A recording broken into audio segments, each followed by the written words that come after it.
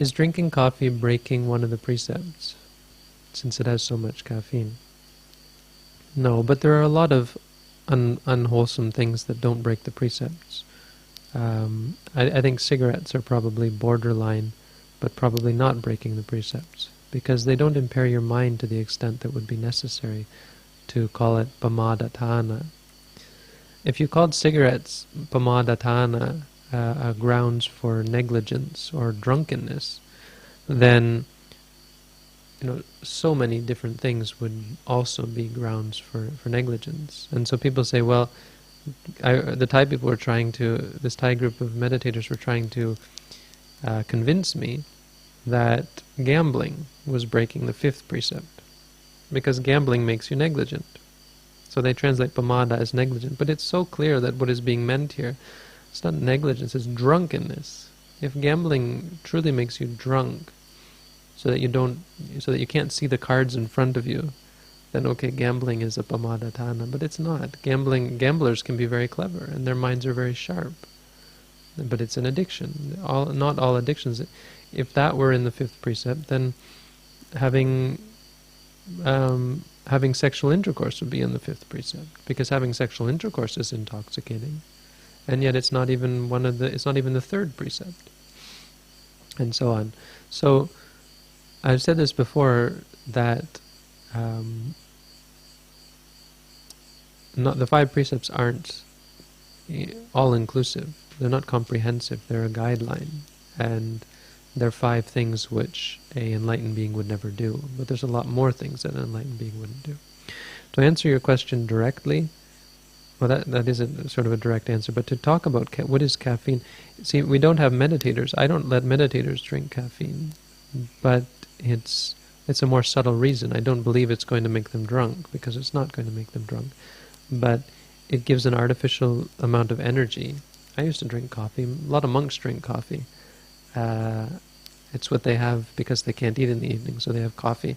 And they're not allowed to have milk in it or cream in it, so they take this artificial cream, the coffee mate. Coffee mate, it's a Thai word. And they put coffee mate in their coffee. Lots of it, because it's oil and protein, I think. And it gets you wired, right? I was staying with this forest monk, ostensibly a good monk, and I thought, okay, maybe I'll come and stay with this group. There's this other group of monks in Thailand, a small group who are sort of broken away, or it's a political thing, but now they've started their own group, or they've imported something from Burma or something like that, and they have their own lineage. And I thought, okay, maybe I'll come and live with these guys. That'd be great. And we started talking, and I said, yeah, sometimes we practice meditation all night. He said, yeah, meditation all night, that's great. That's how all of our teachers became enlightened. And he has this book where this teacher's an arahant, this teacher's an arahant, and so on. He's talking. But so what we did, I said, well, let's practice all night then. And what he did is he had like 5 cups of coffee. Well, maybe not, but he had a lot of coffee, and he just started talking and talking and talking. And I realized that probably this group of monks is not for me. I've realized that pretty much any group of monks is not for me. So that's why I live on my own now. But it's an artificial energy, and when it's gone, what I found from drinking coffee is that when it's gone, you actually have less energy. Or at the very least, you're right back where you started, and it's even you're even less able to deal with it. This is with everything. If you take painkillers, then you become less able to deal with the pain. If you have a upper, what is it?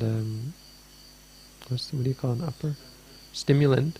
Then you have a harder time dealing when you're depressed, when you have the downside, or when you're tired, when your mind is unclear. Your mind becomes less clear as a result.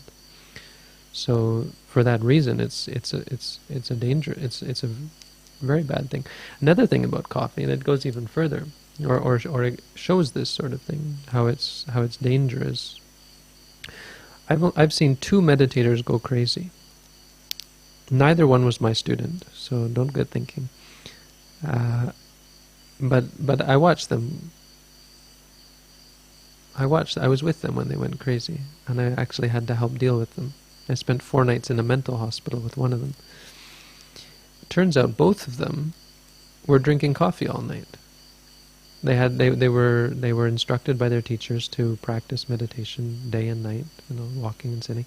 They said, "How are we going to do that?"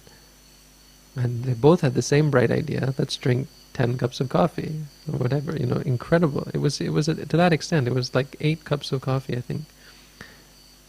And no question in my mind as to why they went crazy. Now, of course, other reasons that helped it, but I think without that coffee, they probably would have done a lot better with the craziness. Because you have craziness at this time. And could you imagine having had 10 cups of coffee and then trying to deal with it? You can't rationally deal with it. You'd like, boom, you'd be smash your head off the wall. You really would. So that's why we don't have coffee, or that's an extreme reason why. It's a good reason to tell meditators at the beginning not to drink coffee at all, so that they don't get the idea that that's a viable means of staying awake. But on a general level, it's because it's artificial, and it creates this artificial, the crutch. It creates, look at people, why people drink coffee, because it becomes a crutch, and they need the boost, they need the stimulant. In all ways, we're trying to come back to nature. This is why I talk against practicing yoga for meditators. And people get all up in arms about, why don't you have us practice yoga? Because it's you don't see monkeys practicing yoga. It's not intrinsic to reality. We're not... there's nothing wrong with it. If you want to practice yoga, it's a whole tradition of itself. There's a philosophy behind it. Power to you. It's not what we do. What we do is coming back to ordinary reality, totally ordinary, totally natural. So there's nothing wrong with drinking coffee, but reliance on it, which comes naturally from drinking it, it's an unnatural state. It's a reliance on a particular type of experience, a partiality, if you will, to that experience that makes it harder for you to deal with some other experience.